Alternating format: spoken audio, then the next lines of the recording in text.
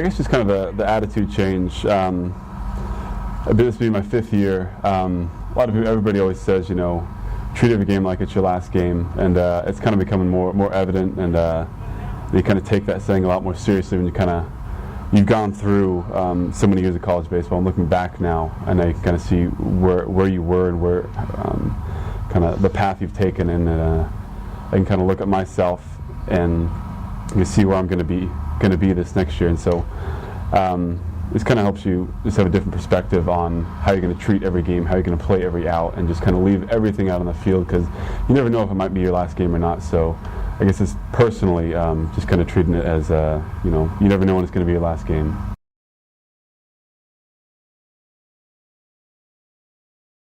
Character builders are always kind of a fun thing, especially for the older guys, because the new guys never really know what's going to happen, and we just have a lot of fun with them a couple of weeks coming into it, and kind of saying how bad it's going to be, and it is really hard, but it's always fun. Kind of what's going to happen, but they don't, and they're stressing, and I guess personally it's not really pacing yourself, but knowing it's more of a mental thing than a physical thing, and knowing that you just got to keep pushing through it, and just don't treat it as, all right, I'm done with this one, and then you get a rest, but know that you got a bunch more stations ahead of you, and you got to, mentally prepare yourself for kind of the long haul instead of, one exercise at a time.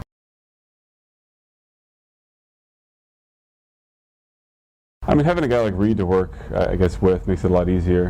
Having such an established guy, and the coach has been really great, and who knows if that's where I'm going to be in the spring, or if I'm going to be at first base or DH. It's hard to tell at this point. We still got a lot of guys, and a lot of talent as well.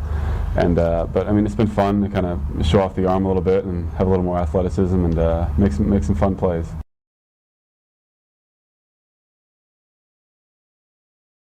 They're similar because you both got to make plays, and whether it's starting or finishing a play, you still got to be able to get outs, and I guess they're similar in that sense. I guess they're different in that third base takes a little more athleticism, a little more lighter on the feet. First base, you're kind of just blocking the ball, making sure you get an out. Third base, you can kind of be a little more fluid and a little more agile, I guess, at third base.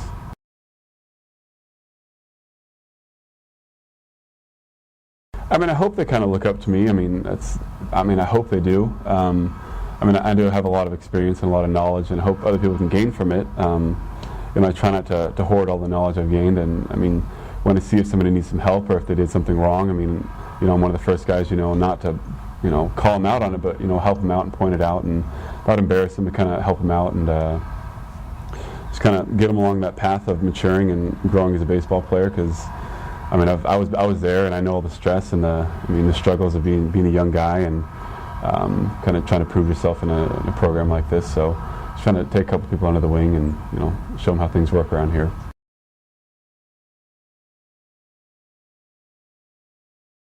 Favorite memory? I know everybody on the team has always said the Baylor series. That's just kind of the highlight of our season last year. I know we kind of peaked a little early, but just the way we all played, the camaraderie that we had, and the fun we had going up there, and how much fun we had going back, just starting off a series like that against a ranked team, and us coming in. Nobody really knew what we were capable of, and honestly, we didn't really know exactly until we got out there, and we just put it all out in the field, and we kind of showed our fans what we were capable of doing when we all played as a team, and we just played our hearts out, and we're gonna strive to do that this year as well, and try to play every series like we did during that Baylor series.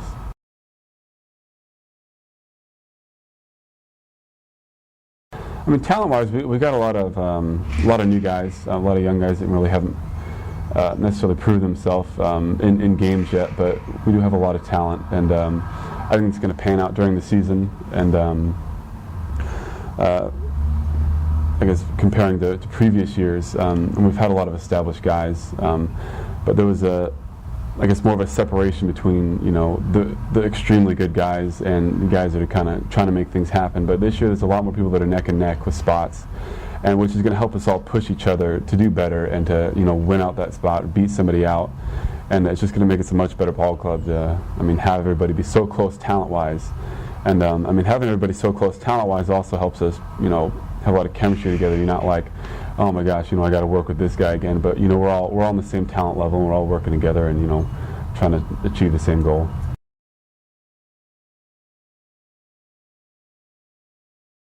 think Burleson is probably one of the best hitters, the new coming hitters that I've seen. He's done a great job, and hopefully we'll be able to start first in the infield somewhere. I mean, I think he'll make a lot of contributions to the team, and he's a great guy. He's a good kid, and I mean, pitching-wise, I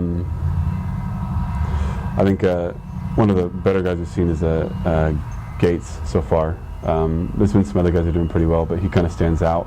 He might not have the best outing so far, but he's got some good stuff, and we all, we don't like facing him very much. So I'd say he's probably one of the better pitchers that have come in.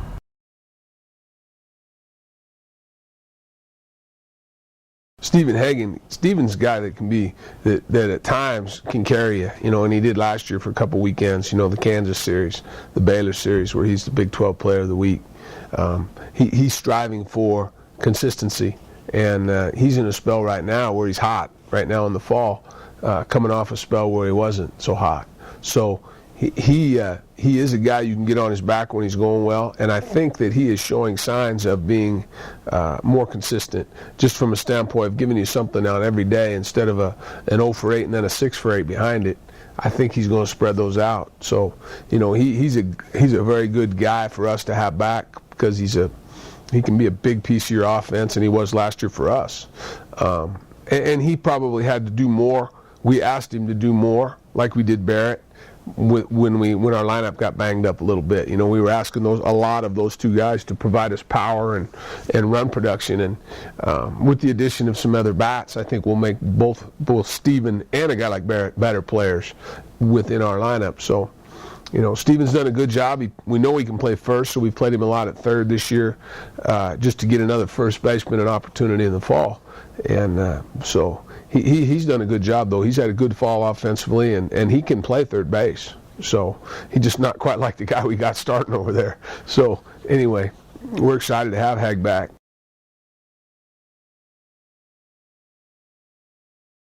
Well, I think it's huge because he knows all the little intricacies of that position. And, Scotty played there in high school some, but now he's back there at the collegiate level.